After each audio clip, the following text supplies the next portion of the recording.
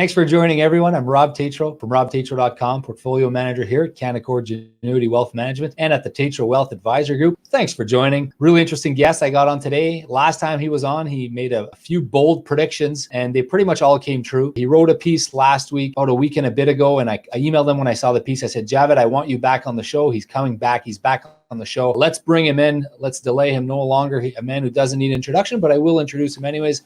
Javed Mirza, quantitative technical analyst and researcher from Canaccord Genuity Corporation. Welcome, Javed. Perfect, Rob. Thanks so much for having me. I'm going to share this screen here. This is slide 18 on my end. I'll zoom in depending on which one you want me to show here. So this is precious metal. This is a monthly chart for 24 years. I'm going to zoom in. There we go. There's our 24-year chart monthly. So this is gold.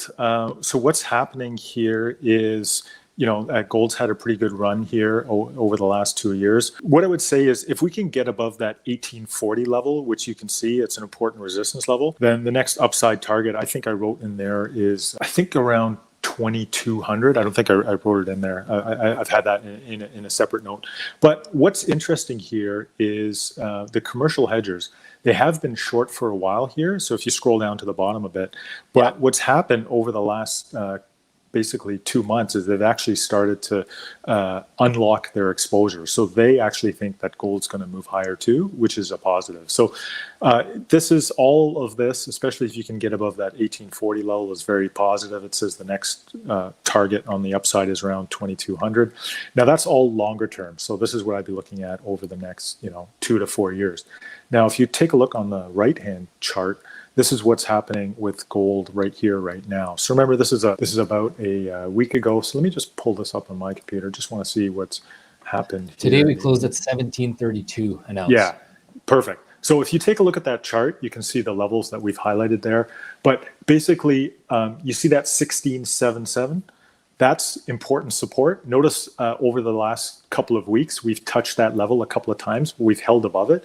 And notice that we were testing that level. When I wrote this, it was on the Friday, but we actually held above it. And you see that 1769 to the upside.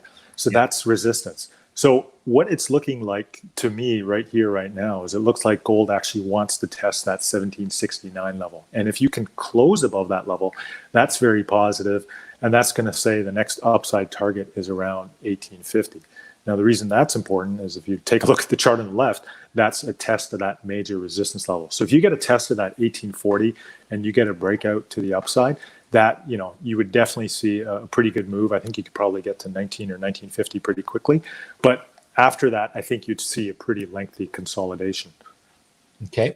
I'm going to take you to the Canadian dollar here. So that is, I think it's page 25. We get a lot of questions about the Canadian dollar. And that's why I figured it'd be topical for your viewers to hear about it. So on the left here, we have the weekly chart, 3-year weekly chart. And then on the right, I believe, is a daily chart. Yeah. But I'll let you decide where to start here. Yeah. So let's start off on the weekly chart. So what I told people is, and you can see it at the bottom, in the bottom panel there. Take a look at the green line. That's commercial hedgers. That's the smart money. So these are people, importers, exporters, who have to hedge their Canadian dollar exposure. So notice that they've started buying over the last couple of months. But what's happened as we've had this strong rally is over the last 2 weeks, they've started to sell into the rally. So the reason that's important is notice we've come right up to around that important resistance level around 73. But what's more important is take a look at the chart, start at the left-hand side, and work your way just slowly to the right-hand side. And the key takeaway, and this is what we talked about when I was on your show on May 7th, is that the longer-term trend, and this is over 5 years, is down. So the reason that's important is you always want to pay attention to the longer-term trend, because that's the key driver.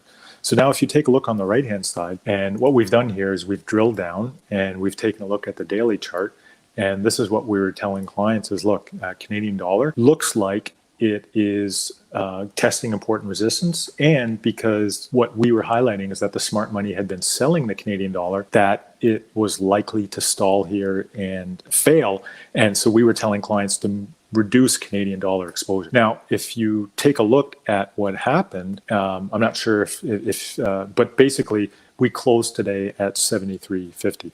So we're actually Yeah, so it's had a big drop since then. So you can see that support 73.19.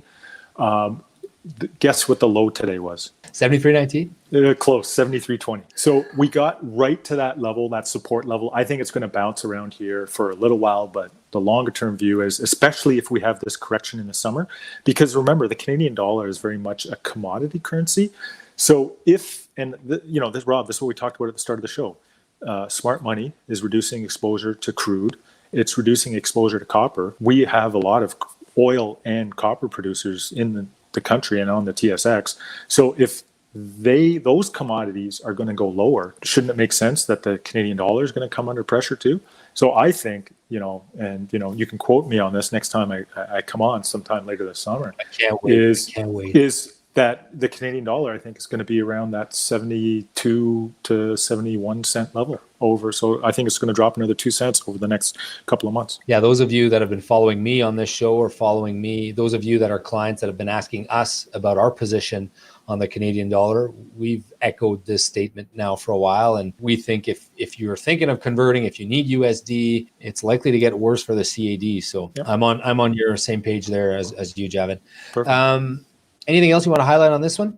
No, that's about it. I think that's the main points. It's come right to that resistance level, and that's and that's what, back to your question earlier, what that's saying is around that 75 cent level.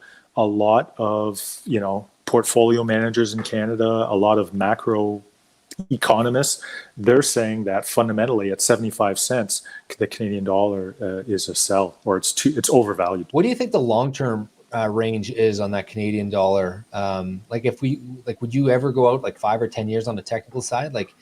So on our show last time, I look out 10 years. I think it's going to 63 cents. Well, crazy, but not definitely. It's just a big move from here. Yeah, I'm definitely bearish on USD versus CAD. Sorry, bullish on USD versus CAD.